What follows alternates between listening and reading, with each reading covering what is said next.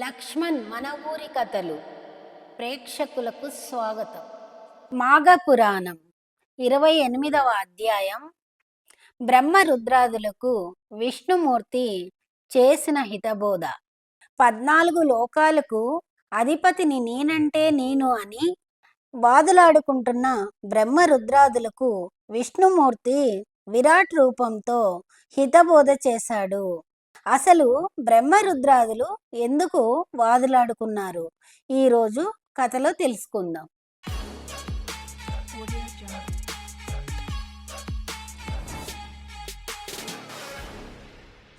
పూర్వము బ్రహ్మ ఈశ్వరులకు వాదోపవాదము జరిగింది. నేను గొప్ప అంటే నేను గొప్ప అని వాదులాడుకోసాగారు. నేను సర్వేశ్వరుడును, 14 లోకాలకు అధిపతిని నేనే సర్వలోకాధిపతిని అని శివుడన్నాడు. కాదు మహేష, ఈ 14 లోకాలను సమస్త చరాచర జీవరాశిని సృష్టించిన సృష్టికర్తను నేను, కావున నేనే గొప్ప అన్నాడు బ్రహ్మదేవుడు. వాది ప్రతివాదనలు తర్కమీమాంసలతో 1000 ఏండ్లు తగులాడుకున్నారు. ఇద్దరూ వాగ్వివాదంలో మునిగిపోయారేమో. సృష్టి కార్యమంతా స్తంభించిపోయింది. అంతటా శ్రీ మహావిష్ణువు విరాట్ రూపంలో ప్రత్యక్షమయ్యాడు. బ్రహ్మ ఈశ్వరులిద్దరూ ఆ విరాట్ రూపంను తిలకించి నిశ్రేష్ఠులైనారు. ఎందుకంటే ఆ విరాట్ రూపంలో సమస్త లోకాలు ఇమిడి ఉన్నాయి. సప్త సముద్రాలు, సమస్త విశ్వము, ప్రకృతి, భూత, భవిష్యత్, వర్తమానాలన్నీ కనిపించుచున్నాయి. ఆ విరాట్ రూపుని ఎడమ చెవిలో శంకరుడు, కుడి చెవిలో బ్రహ్మదేవుడు ఉన్నారు. ఆ విరాట్ రూపానికి ఆద్యంతములు లేవు. సర్వత్రా తానై ఉన్నాడు. అనేక వేల బాహువులతో ఉన్నాడు. సమస్త దేవాది దేవతలు, రాక్షసులు, మునులు సమస్తము భగవంతుణ్ణి కీర్తిస్తూ కనపడుచున్నాయి. నదీ నదములు, పర్వతములు, కొండలు, గుట్టలు, మిట్టలు, ప్రకృతి, జలపాతములు సమస్తము కనపడుచున్నది. భీషణమైన వేడి నిట్టూర్పులు వెదజల్లుబడుతున్నాయి. కోటి సూర్యకాంతులు వెలుగులో ప్రకాశించబడుతున్నాడు. సామాన్యులకు సాక్షాత్కరించని, వీక్షించలేని ప్రకాశవంతుడుగా ఉన్నాడు. ఆ విరాట్ రూపునికి మొదలెక్కడో చివరెక్కడో తెలియడం లేదు. ఆ విరాట్ రూపుని ఆద్యంతం తెలుసుకోవాలని, అట్లు తెలుసుకున్న వారే అధికులని బ్రహ్మ ఈశ్వరుడు నిర్ణయించుకున్నారు. ఆ విరాట్ రూపునికి ఆద్యంతములను ఎవరు ముందుగా తెలుసుకుని వచ్చెదరో వారే గొప్ప అని ఒక ఒప్పందానికి వచ్చారు. బ్రహ్మ ఈశ్వరుడు వెంటనే బయలుదేరారు.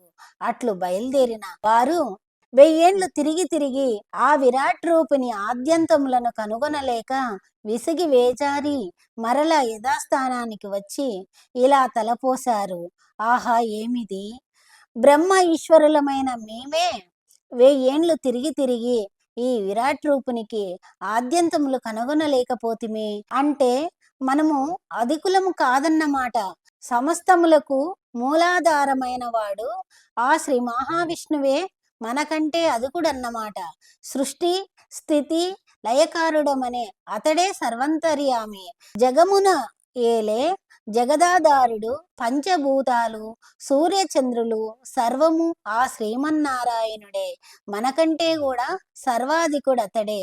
కావున ఆ శ్రీ మహావిష్ణువే సర్వమయి మనమంతా ఆయన కుక్షిలోని కణములమే అని నిర్ణయానికి వచ్చారు.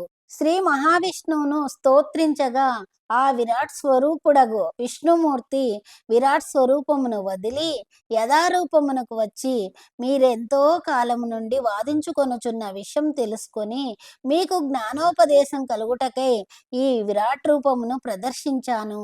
నా విరాట్ రూపం యొక్క ఆది మధ్యాంతరములను తెలుసుకొనలేక నిశ్చేష్టులై మీ కలహాన్ని ఆపుజేశారు. ఈ సమస్తమునకు సర్వం నేనే. మీరెందుకు అహంకారంతో వాదించుకుంటున్నారో తెలిపెదను వినండి. సమస్తమునకు 3 గుణములు నిర్దేశించబడ్డాయి. వీటినే త్రిగుణములు అంటారు. అవి సత్వ రజో స్తమో గుణములు. మీరు రజోగుణము తమో గుణములు కలవారు.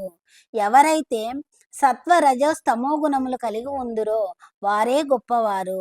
ఏకాత్మ స్వరూపానికి ఆదిలో 3 రూపాలే ఉన్నాయి. అవి సృష్టి, స్థితి, లయ రూపములు. సృష్టికి బ్రహ్మ, స్థితికి నేను, లయమును పొందించువానిగా ఈశ్వరుణ్ణి అధిపతినిగా చేసి తిని. కావుననే వీరిని త్రిమూర్తులు అని అందురు.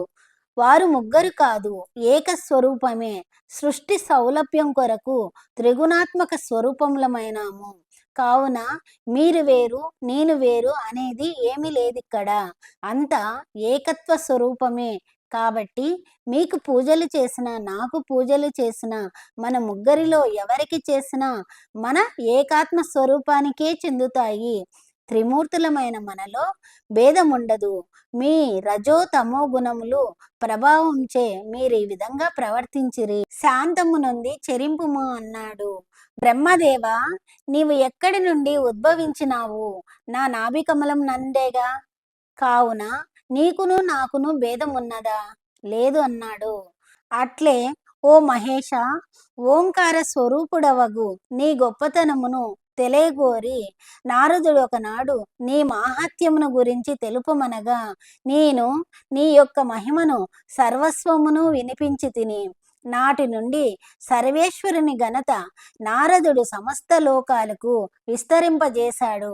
ఓ సాంబశివ, నీవు నిర్వికార నిరాకల్పుడవు, శక్తి స్వరూపుడవు, త్రినేత్రుడవు, సర్వేశ్వరుడువు, ఆదిదేవుడువు నీవే కదా. ఆత్మస్వరూపుడవు నీవే. బోలాశంకరుడువైన నీవే ఇంత పంతము పట్టదగునా? నేనే నీవు, నీవే నేను అని భక్తులు శివకేశులను భజించుదురే, పూజించుదురే.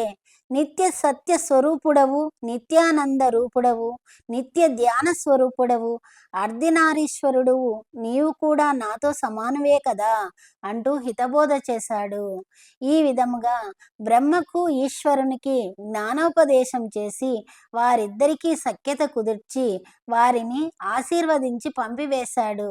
కావున మాఘమాసమందు త్రిమూర్తాత్మక స్వరూపుడైన జగద్రక్షకుడు ఆ శ్రీహరిని పూజించిన సో సమస్త పాపముల నుండి విముక్తులు అగుటయే కాక స్వర్గార్హత పొంది సుఖించగలము. స్వస్తి. మాఘమాసంలో సూర్యోదయానికి ముందు చేసే స్నానం, సూర్య ఆరాధన, విష్ణు ఆరాధన ఎంతో పవిత్రమైనది. ఎంతటి పాపాన్నుంచైనా విముక్తి కలిగిస్తుందనే విషయాన్ని మాఘపురాణం ద్వారా తెలుసుకున్నాం కదా. ఇలాంటి భక్తి సంబంధమైన మరిన్ని విషయాలను తెలుసుకోవాలంటే లక్ష్మణ్ మన ఊరి కథలు ఛానల్ను లైక్ చేయండి, షేర్ చేయండి, సబ్స్క్రైబ్ చేయండి. ధన్యవాదాలు.